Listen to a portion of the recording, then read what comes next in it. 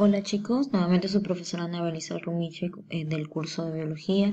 En esta ocasión la clase va a ser un resumen, ¿no? de los últimos temas que hemos estado viendo para poder tener un mejor orden y entendimiento. El tema general aquí es lo que se nombra a nivel celular. Las clases que vamos a ver dentro de esto es membrana plasmática. Como características tenemos que va a funcionar como una barrera que va a prácticamente dividir a la célula de su entorno, ¿no? Tanto extra o intracelular. La característica también de la membrana es que es muy delgada, mide entre 7 a 10 nanómetros de grosor, por lo que el microscopio común que utilizamos en un laboratorio, que es el óptico, no lo va a detectar, salvo sea pigmentado, pero el microscopio que mejor puede visualizar es el electrónico.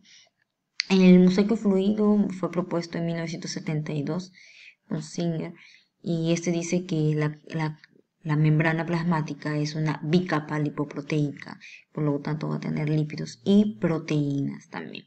Y la membrana plasmática va a también ser conocida como una membrana celular o plasmalema también, que va a ser una cubierta que va a envolver y va a delimitar a la célula de su medio externo, ¿no?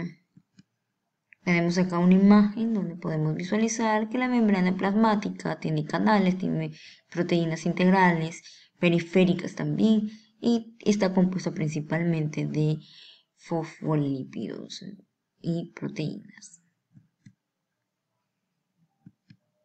Con respecto a los movimientos de sustancias a través de la membrana, vamos a tener primero lo que es el transporte pasivo, que va a ser el movimiento de sustancias a través de la membrana plasmática, en la que no se va a requerir energía para realizar el trabajo de transporte de sustancias por parte de la célula.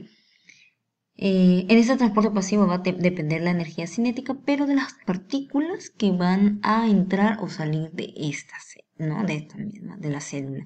Ellos lo que van a utilizar la energía cinética, que va a ser el movimiento. Y durante este transporte las sustancias se mueven de un lugar a otro, dependiendo el grado de concentración, que es de mayor a menor. Entre estos transportes pasivos tenemos unos mecanismos que son la difusión simple, que prácticamente son que las moléculas van a atravesar la membrana plasmática por esta difusión debido a que las diferencias de concentraciones entre el citoplasma y la célula y su movimiento no van a ser diferentes. Entre las moléculas que van a pasar por difusión va a ser el agua, oxígeno, dióxido de carbono y las solubles lípidos. Por eso que en las generalistas algunos se han confundido. Al proceso de difusión de moléculas a través de la membrana plasmática se le va a llamar difusión simple, especialmente a esa, ¿no? Y en la que el agua, el oxígeno y el dióxido de carbono van a pasar a través de estos espacios que hay entre las moléculas, en este caso las moléculas de membrana, que y que justamente las sustancias que son solubles en lípidos, como en el caso del alcohol etílico y las vitaminas A, pasan a través de la membrana disolviéndose en ella. Como siguiente tenemos la osmosis, que va a ser la difusión prácticamente del agua, ¿no? Esta membrana va a ser selectivamente permeable, como ya les mencioné, ¿no? Las células no tienen control por la osmosis.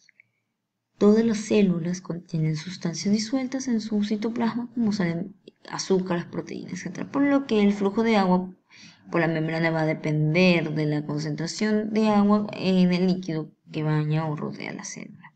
Finalmente, sigue el siguiente mecanismo, pero acá hay una imagen donde se puede observar que si la célula dejara pasar el agua o dejara salir el agua, esta podría morir tanto hinchada, porque va a explotar, o seca. Tenemos la difusión facilitada, que es la última, ¿ok? En este caso son la difusión de la facilitada se refiere a las moléculas que van a pasar a través de la membrana plasmática y en el cual también pueden atravesar y difundirse solo con la ayuda de las proteínas de transporte. Las proteínas de transporte son las proteínas de canal y las proteínas portadoras. Y muchas sustancias, por ejemplo, monosacáridos, aminoácidos, a pesar de estar en mayor concentración fuera de la membrana plasmática, no pueden atravesarla. ya que van a ser sustancias insolubles en lípidos o demasiado grandes para abrirse a través de ello. Y las proteínas de canal forman poros permanentes o canales en esta misma capa por medio de los cuales ciertos iones pueden cruzar la membrana. Acá tenemos una proteína de canal, ¿no? Donde va a dejar las compuertas abiertas para que puedan pasar moléculas. Con respecto a lo que las proteínas portadoras tienen sitio de unión para las moléculas específicas. Como resultado de la unión, las proteínas portadoras cambian su forma, haciendo que la molécula pase a través de la parte central de la proteína hacia el otro lado de la membrana. Tenemos acá una imagen, ¿no? Cómo funcionan estas proteínas portadoras. Son como compuertas, se abren y se cierran de un lado a otro.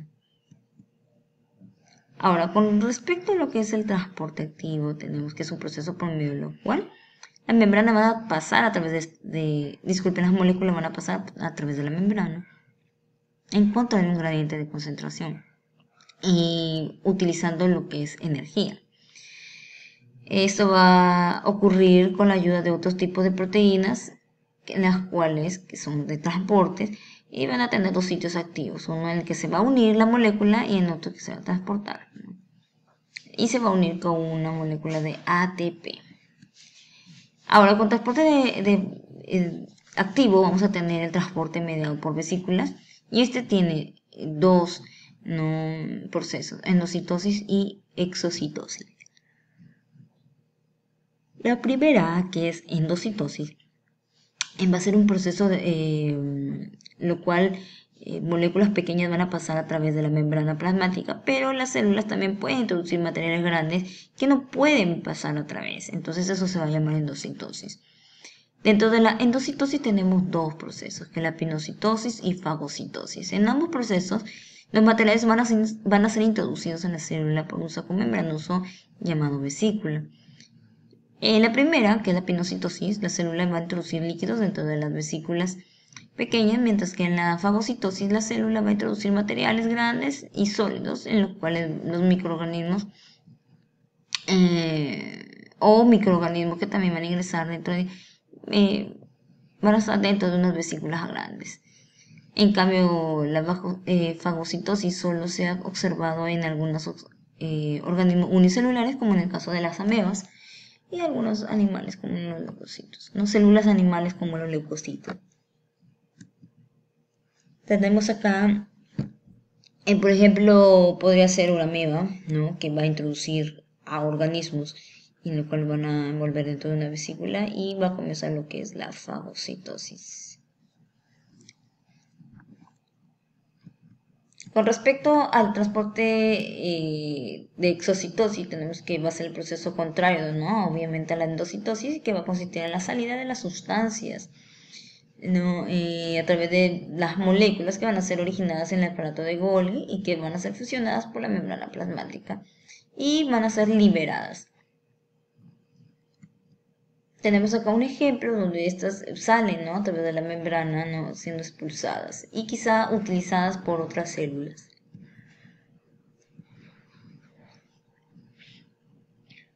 Ahora, con lo que es el citoplasma, va a ser el contenido que está dentro de la célula, ¿no? Es una masa gelatinosa compuesta de citosol y sostenido por una inmensa retícula de microfilamentos que van a ser denominados citoesqueleto.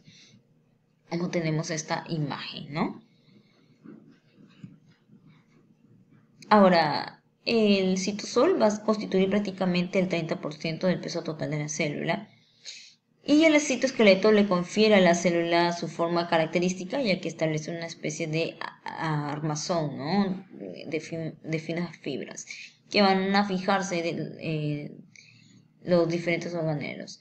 Está formado también por fibras de proteínas que mantienen en constante movimiento y transformación.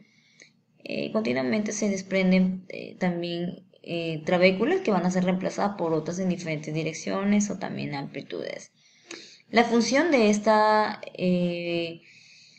va a ser, ¿no? que una parte del citoesqueleto que va a ser menos dinámica va a brindar a la célula consistencia y una forma regular. Las proteínas que confieren esta parte pueden puede ser la queratina, proteína que da textura y cuerpo al pelo, las uñas, espinas, etc. Ahora, con respecto a lo que son organelos celulares, ¿no?, que están suspendidos en este citoplasma, vamos a tener primero lo que es el retículo endoplasmático, que este se desliga en rugoso y liso. Tenemos unas características, ¿no?, que diferencian, que uno, rugoso porque tiene la presencia de los ribosomas, obviamente el liso no lo va a tener. Va a participar en la síntesis de proteínas, en cambio el liso en la síntesis y transporte de lípidos. Y también en desintoxicar a la célula si es que se haya intoxicado, ¿no? Tenemos aquí una imagen donde diferencia el liso con el rugoso, ¿no? Y en el rugoso se puede ver la presencia de los ribosomas. Ambas imágenes son el rugoso. En respecto a los ribosomas, son organelos muy pequeños, pero a pesar de su tamaño, son muy importantes porque lleva a cabo lo que es la síntesis de proteínas. Y estas pueden mantenerse solas o en grupos, ¿no? Si están en grupos se pueden llamar polirribosomas. Y se le consideran a estas las fábricas, ¿no?, de energía, porque produce lo que son las proteínas. Son tan pequeñas que a veces se ven como arenilla en el citoplasma. Tenemos acá una imagen de los ribosomas donde se puede ver las unidades que tienen, ¿no?, la pequeña y la grande, y una cadena proteica y el ARN. El aparato de Golgi es un conjunto de secos aplanados, muy parecido a lo que es el retículo endoplasmático, pero este va a ser pequeño y van a haber muchos. Y se origina a partir del retículo endoplasmático, ¿no? Y esta finalmente empaqueta sustancias en vesículas que van a ser transportadas a otras células o membranas celular para su exportación. Especialmente van a ser notables en las células que participan activamente en el proceso de secreción, ¿no? Ahora, acá tenemos una imagen donde vemos las vesículas, ¿no?, que salen del aparato de Golgi, ¿no? Ahora, los lisosomas son muy importantes porque van a ayudar a las células a fagocitar, ¿no?, si es que se le anexan enzimas digestivas, ¿no? ¿Dónde se van a encontrar? En algunas células animales o protistas. Su función principal es digerir los alimentos o también organelos defectuosos o dañados o viejos, y también en la participación de la destrucción de la célula. Son pequeños, miden entre 0,5 micrómetros de diámetro o varios micrómetros. Tenemos acá un lisosoma, ¿no?, que salen de las vesículas del aparato de Golgi. Un espermatozoide que tiene un gran lisosoma. Ahora tenemos las vacuolas, que las vacuolas prácticamente van a servir para almacenar, ¿no? Lo contiene casi la mayoría de las células y son cuerpos parecidos a burbujas y rodeados de una membrana cuyo contenido va a depender de la célula en la que se encuentre. La mayoría de las células vegetales tienen una vacuola central que esta también va a mantener firme o va a ayudar a la pared celular a mantenerse firme, ¿no? Tenemos el claro ejemplo de una vacuola central que si está muy llena va a mantener una firmeza en la pared celular, y en cambio en la otra va a haber un hundimiento, ¿no? La mitocondria se le considera la central de energía porque van a fabricar la energía que es el ATP junto con una molécula de glucosa, ¿no?, que ingresa, ¿no? Son organelos presentes y muy variadas. Su forma, uno de los organelos que tienen su ADN y se divide independientemente de la célula. Ahora, los peroxisomas son organelos altamente dinámicos, presentan cambios en su forma y tamaño, y la distribución de estos organelos prácticamente se hace durante la división celular, en el cual requiere de movimiento a lo largo del citoesqueleto. El centrosoma o centro de la célula es una zona del citoplasma situado generalmente junto al núcleo y rodeado del aparato de... Y el núcleo es el control de la célula eucariota, ya que está el material genético o ADN. Por ejemplo, acá tenemos una imagen de cromosomas, que es el material genético. Muy bien chicos, hasta luego.